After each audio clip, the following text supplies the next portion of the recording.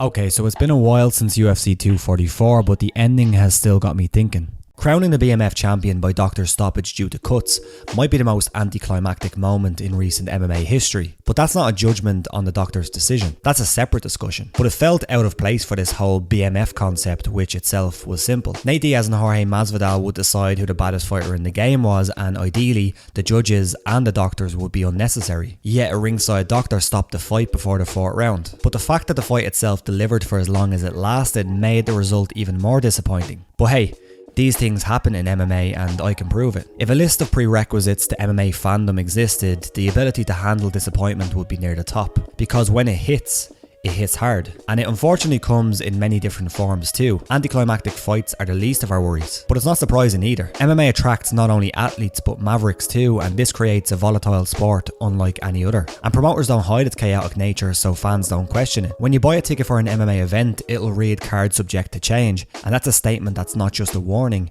but an expectation. So let's embrace this disappointment by counting down the top 5 disappointments in MMA history. Number 5. Jon Jones. So the question wasn't, will a Jon Jones entry be on this list? It was, which Jon Jones related entry would be on this list? And I say all of them. For such an accomplished fighter and arguably the greatest to ever do it, Jones's career is packed with enough disappointing moments to dominate this entire lineup. Early in his career, fans were divided by his alleged phony public persona, but it was his first UFC suspension that really turned the public against him. It went down in 2015, which was already a controversial year for him. He had tested positive for cocaine metabolites ahead of his January title defense against Daniel Cormier, but in the grand scheme of things, that wasn't a big deal. The substance wasn't banned for out of competition use, so he was cleared to compete, and he beat Cormier to retain his title, but he wouldn't hold on to it for long. In April, his title was stripped and he was indefinitely suspended for his involvement in a hit and run. According to a police report, Jones ran a red light and crashed his rental car into another vehicle driven by a pregnant woman, leaving her with a broken arm. He left the car but returned to grab a handful of cash before fleeing the scene once again. What a gent. In his absence, Cormier, his greatest rival and the man he last beat, became champion, defeating Anthony Johnson for the vacant title. This set up a collision course, pun intended, with Jones for UFC 197, but injury struck and Cormier was forced to withdraw from the fight. Jones beat late replacement Ovince St. Preux, winning the interim title in a decisive yet flat performance. This led to UFC 200, an event wrecked by bad luck, and one that almost made this list by itself. Nate Diaz vs Conor McGregor was the original headliner, a blockbuster rematch and the promotion's biggest fight of the year. But after McGregor refused to attend the press conference, the UFC scrapped the bout. A strange decision? Yes, but they replaced it with Cormier vs Jones, another big money rematch and a worthy alternative. But just 3 days out from the event, USADA revealed that they had pulled Jones due to a potential anti-doping violation. So UFC 200 was once again without a main event. The promotion looked to the already scheduled bantamweight title fight between Miesha Tate and top contender Amanda Nunes, but considering UFC 200's historical significance, the eventual headliner was disappointing. But that applies to the event as a whole too. It didn't live up to the billing and it couldn't hold a candle to its historical predecessor UFC 100. For his positive drug test, Jones served a 1-year suspension after USADA determined that he didn't knowingly cheat and that he likely ingested a contaminated substance. But this wouldn't be his last drug-related controversy. In July at UFC 214, he beat Cormier for a second time, but a month later he was flagged for a potential doping violation. It was from a sample that was collected ahead of the event, so the win was later overturned to a no contest after USADA confirmed that his positive test was for turinabol, an anabolic steroid also known as T-ball. Later, they once again concluded that he didn't knowingly ingest the banned substance, so he received a reduced suspension. It was then further reduced after he provided substantial assistance, a clause that allows fighters to get a decreased penalty if they bring forward a doping violation by another person. But still, this wasn't the end of his woes with anti-doping, because on his return, he failed another test. Ahead of UFC 232, traces of T-ball were found in his sample. And while doctors confirmed that it was a quote, long-term pulsing effect of the metabolite detected in 2017, the Nevada State Athletic Commission refused to clear him to fight. So the UFC, just a week out from the show, no joke, moved the entire event from Las Vegas to Los Angeles. And this change impacted a lot of people, including the fighters who were cutting weight and the fans who had tickets, hotels and flights booked for the fight in Vegas. But ultimately the fans who were watching at home were happy enough because the fight, a rematch with Gustafsson, was one that they wanted to see. In the end, however, it was a disappointing contest, at least relative to their first encounter. But that was an instant classic and admittedly a bar too high to reach. But to this day, the T-ball pulsing effect still rears its ugly head when Jones is tested, which sounds a little dodgy, but hey, what can you do? And I've left out numerous other indiscretions that he's had, because if we went there, then we'd be here talking about him all day. So let me leave it on this note. It's disappointing that perhaps the greatest fighter of all time, the GOAT, continues to fuck up as if his life depends on it. Number 4. Anderson Silva versus George St-Pierre never happened. Living through this so-called super fight era, the significance of Anderson Silva versus George St-Pierre might be lost on some of you. Nowadays it appears that every time a new champion is crowned, they look either north or south, almost as if a lateral view to their own division doesn't exist. And this significantly changed how we look at super fights. When Silva and St-Pierre were champions, super fights were incredibly rare. These days they're the norm, the very thing they shouldn't be. It's normal.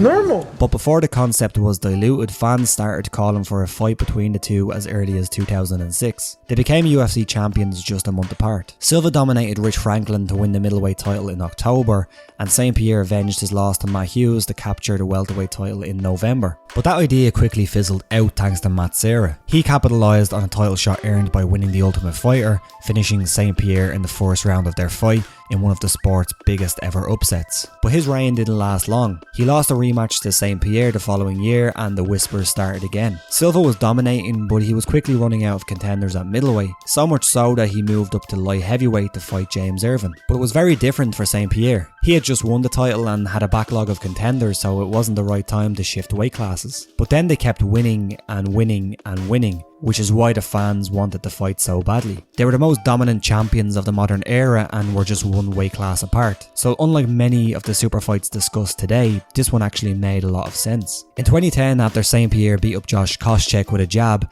Dana White, who had previously soured on the fight after Silva's frustrating performance against Damian Maia, started to warm up to the idea. But things just kept getting in its way. St-Pierre's winning yet lackluster performance against Jake Shields didn't inspire confidence in his chances at middleweight, and all the while challengers continued to emerge. Not only that, he was adamant that he'd need time to prepare his body for a move up to 185 pounds. And for Silva, he now had an interesting contender at middleweight in Chael Sonnen, and their budding rivalry was grabbing everyone's attention. And as time passed, the super fight moved further and further away until it was too far gone. This was one that we certainly missed. Number 3. The Khabib Ferguson curse. The Khabib Nurmagomedov versus Tony Ferguson saga would turn the most rational person superstitious. It's a pairing that the MMA gods have cursed, or at least that's how it appears. Despite 4 signed contracts, they've never fought. They're 2 for 2 in withdrawals, with every subsequent fight cancellation being stranger than the last. And their story began in December of 2015. They were scheduled to fight at the TUF 22 finale, and it made some sense. They shared a similar position at the time. They were surefire future title contenders, but they needed a few quality wins to claim top contender status. But the fight fell through after Khabib suffered a rib injury. And that could have been the last that we heard of this bout, because it was an incredibly dark period for the Dagestani fighter. Injuries had kept him on the shelf for over a year, forcing him out of 3 consecutive bouts. And he'd even admit that around this time he was seriously considering retirement. Luckily, once recovered, he chose to continue his fighting career, and the UFC didn't give up on this original pairing. The fight was back on for April of 2016. But now it was Ferguson's turn to get hurt, and their fight was off once again. But to the UFC's credit, they were persistent. They tried to give the fans what they wanted. But what happened next takes the takes the cake. For their proposed bout at UFC 209, they made it to fight week, an achievement in and of itself. But the dreaded curse struck once again. Khabib was hospitalised just hours before the Friday morning weigh-ins after falling ill while cutting weight. And this became a huge controversy, but not because of the hospitalisation itself, but because of its cause. On the UFC 209 countdown show, a relatively benign clip aired showing Khabib several weeks out from the fight, pretending or not pretending to eat tiramisu despite being in fight camp. He said it was a joke, but his critics ran with it, Ferguson included, claiming that his indiscipline was the cause of his hospitalisation. And now it was getting ridiculous. The promotion had tried numerous times to no avail, but the fight was now imperative to the lightweight division, so they tried again. Maybe 4 times was the charm. UFC 223 was the chosen event. Ferguson was now the interim champion, and the official champion Conor McGregor was sitting on the sidelines after his blockbuster fight against Floyd Mayweather. But despite McGregor's lack of involvement, the promotion confirmed that Ferguson versus Khabib would be for the undisputed lightweight title. So once the fight started, McGregor's title would be stripped. But as you might have guessed, the fight didn't start. Ferguson was at Fox Studios fulfilling his pre-fight media obligations when he tripped over a heavy production cable, injuring himself to the point of needing surgery, and the fight was off again. Let me repeat that. The fight was off because Ferguson tripped over a production cable. Do you believe in courses yet? Featherweight champion Max Holloway stepped in to replace Ferguson, but he was ultimately removed by the commission due to their concerns about his short notice weight cut. Then a tumultuous fight week followed with the infamous McGregor bus attack and a roulette of replacement opponents for Khabib, which eventually landed on Aloy Quinta. Khabib won the fight and the UFC lightweight title in the process. In turn, McGregor and Ferguson were stripped of their respective championships. And even though we lived through these cancellations before, this particular case hurt the most. Now it had world title stakes, they were unquestionably the division's best along with McGregor, and their turbulent history created a rivalry that demanded a resolution. But we might see it yet. Dana White recently announced that the promotion is targeting early 2020 for a fight between the two, but now it's really hit a boiling point. Never has a fight made so much sense than this. They've conquered virtually every other contender in the division. They have matching UFC win streaks at 12, although Khabib's win streak spans 27 in total. And it's not only the best fight at lightweight, but it's the best fight the UFC could make in any division right now. But that course is still looming, so don't get too excited.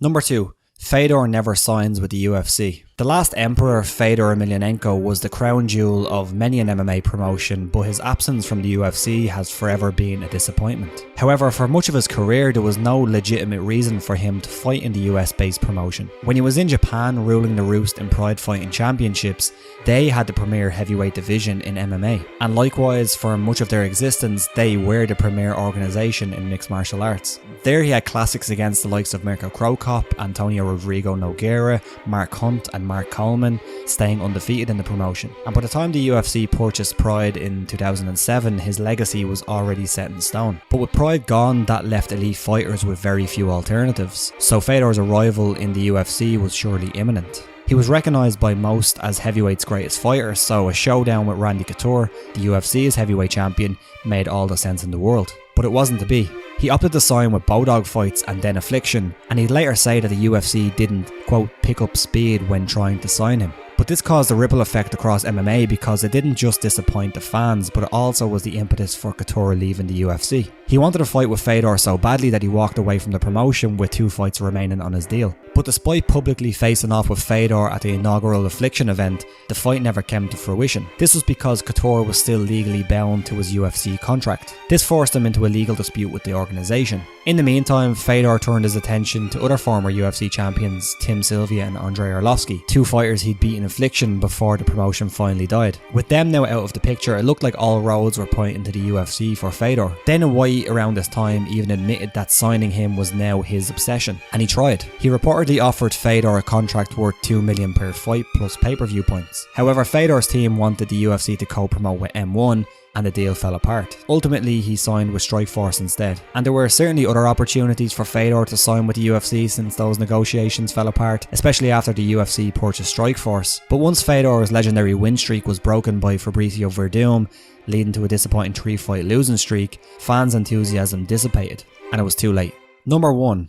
The fall of Pride Fighting Championships. It's difficult to convey how big Pride Fighting Championships was at its peak. Not only was it a legitimate rival to the UFC, but it was also, for a while, the biggest mixed martial arts promotion on the planet. Like its rival to the east, Pride's debut featured a Gracie. The UFC had Heist, whereas Pride had Hickson. And it was universally accepted that Hickson was the premier fighter of the legendary Gracie clan. Even Henzo once said that Hickson was the, quote, champion of our family. In 1997, 3 years after the UFC first opened its cage doors, Pride was born. And in front of nearly 50,000 fans in the Tokyo Dome, Hickson beat Nobuhiko Takada, a famous Japanese pro wrestler turned mixed martial artist. 1997 marked the beginning of the UFC's dark ages, a period where the promotion was struggling financially and its events were cancelled from cable pay-per-view, losing around 27 million households. So for a fighter hoping to find greener pastures, Pride was the place to be. And whether their emergence at that exact time was by design or whether it was serendipitous, it enabled the promotion to quickly establish a roster equal to or better than the UFC. But they weren't trying to be UFC light. With a white ring, ropes instead of cage mesh, a distinct rule set that allowed soccer kicks, a technique that the UFC banned around this time, a focus on pageantry, and a unique fan base that was a cultural far cry from the norm,